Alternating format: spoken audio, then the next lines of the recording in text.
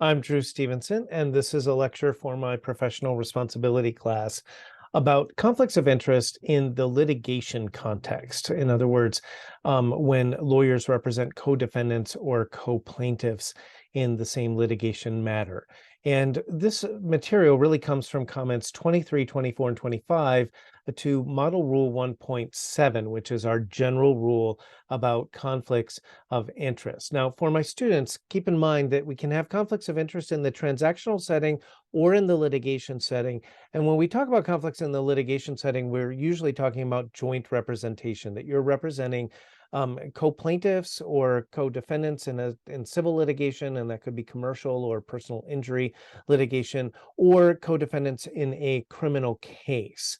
And there's a lot of cases where defendants are tried together at the same trial. So let's look at what the ABA has to say about special conflicts of interest issues that arise in this setting. So first of all, a conflict may exist for a few different reasons. One, a substantial discrepancy in the parties' testimony. So if your two clients contradict each other every time they talk about what happened, then you really shouldn't be putting both of them on the stand and trying to deal with cross-examination where that's going to highlight their contradictions and so forth from the other lawyer. Incompatibility in positions in relation to the opposing party, or the fact that there are substantially different possibilities of settlement of the claims or liabilities in question. And that's the big one, right? So in the civil litigation context, we're worried that whether it's plaintiffs or defendants, that they're going to have very different ideas about whether to settle before trial and try to get this over with quickly, get a payoff or pay out. And then, or if it's the principle of the thing that they want to go to trial, or that they think they can do better. We could have very strong disagreements about whether to appeal cases, how much to settle cases for, and so forth. And this can create a lot of headaches in civil litigation. But the stakes are even higher in criminal litigation. Why? Because a lot of times a prosecutor or DA is going to offer a plea deal to one or more of the defendants to testify against one or more of the other defendants, right? And sometimes this is a very generous deal that you would normally recommend your client take. Maybe they'll drop the charges if they testify against a co-defendant, or they'll let them off with no jail time or recommend no jail time, something like that. And so this can really be a problem for you, because normally you would recommend that the person, it's a good deal for them, but that means they're going to be testifying against your other client that you're representing in that matter. And you can't do that, right? So you have a conflict of interest. So we have problems. Even if there's no deals, or we turn down all the deals and we go to trial anyways, the prosecutor is going to try to turn them against each other at trial and get them to incriminate each other at trial. And even if they're being careful not to do that, there's a natural tendency for each defendant to downplay their own role or responsibility in the crime. Say something like, I was only the getaway driver, or something like that. And in the jury's mind, that necessarily shifts a lot more of the blame and responsibility onto the other defendants. So even if you're representing them together, if you're doing an effective job at having one client downplay their blameworthiness, it usually is going to make your other client seem more blameworthy in the jury's mind. So normally you shouldn't do it. The problem is a lot of criminal defendants, if they don't qualify for court-appointed counsel, if they're not poor enough, basically, or indigent enough, they can't afford their own lawyers, and they want to share a lawyer to save on costs. And so this can put you in a very difficult position, where a lot of times your clients want to share a lawyer, but you know that you're going to have problems once we get into the case and the prosecutor offers different deals, or they're testifying against each other, incriminating each other at trial. So with criminal co-defendants, the potential for a conflict of interest in representing multiple defendants in a criminal case is so grave that ordinarily a lawyer should decline to represent more than one co-defendant. Again, a lot of times they're going to want you to, so that they can save on the costs of, as opposed to every defendant, if they're living in poverty, but they're not indigent enough to get a court-appointed counsel, they're going to want to share a lawyer. Civil co-defendants were less concerned.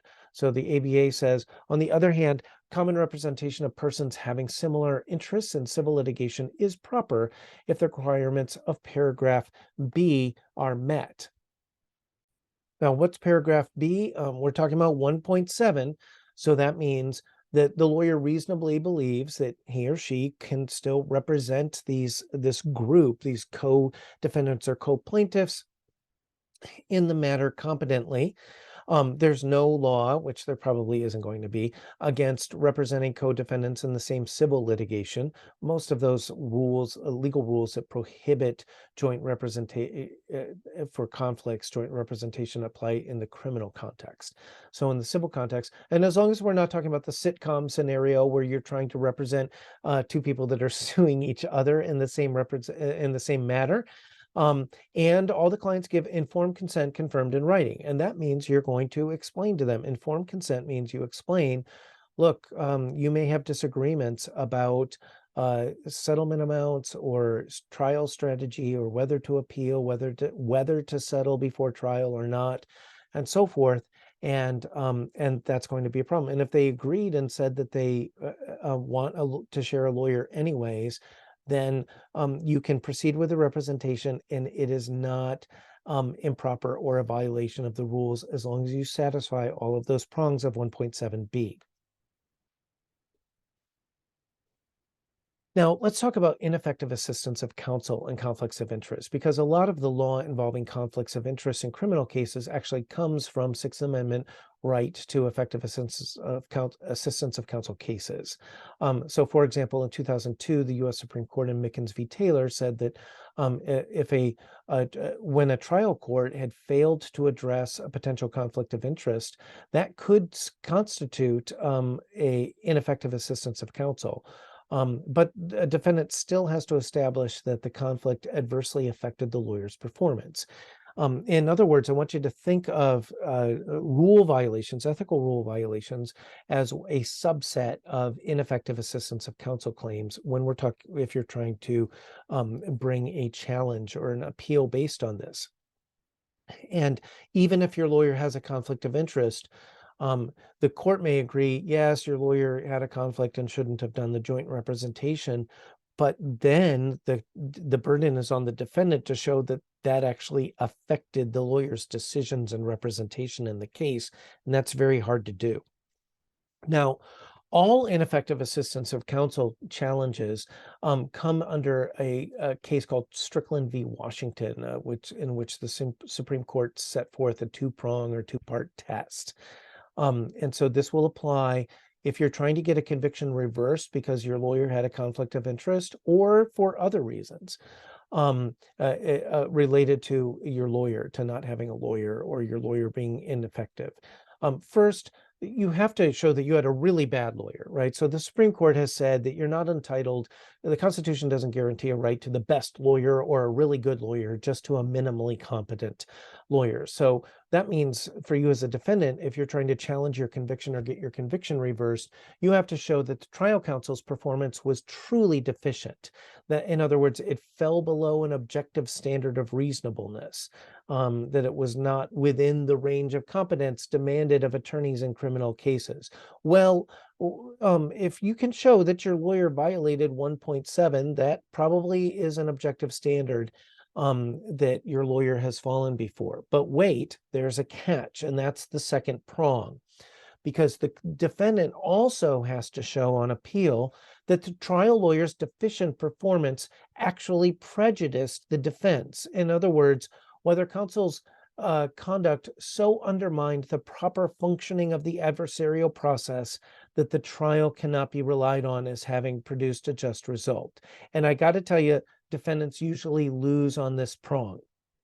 So you would have to show in a conflicts case, your lawyer had a conflict. Well, if the lawyer represented co-defendants in a criminal trial, that's pretty easy to show that there was a conflict of interest. The problem is the second prong, that you have to show that you probably would have won otherwise, that this affected the outcome of the case, or at least make the court concerned that it seems like it affected the outcome of the case. And the problem is that if there was a lot of evidence of guilt that's in the trial record, it's pretty likely the appellate court is going to say, we think you would have been convicted even if you had the best lawyer in the world, right? There was all this evidence. It's overwhelming. It's going to look in hindsight.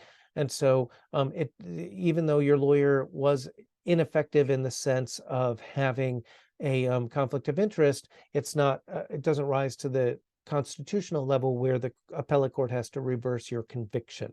So that's the Strickland v. Washington standard that you may have learned in your criminal procedure case. Here's a couple other cases. Wheat versus United States. You don't have to memorize these for my exam. They're just for illustration to help clarify the rule in your mind. From 1988.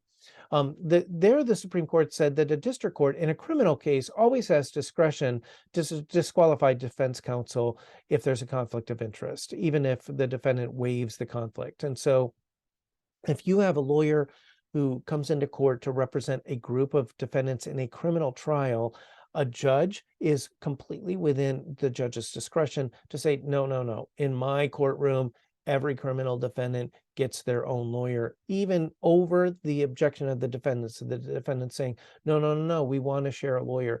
The district court, it has discretion to disqualify lawyers in the cases if the court is concerned that there's a conflict.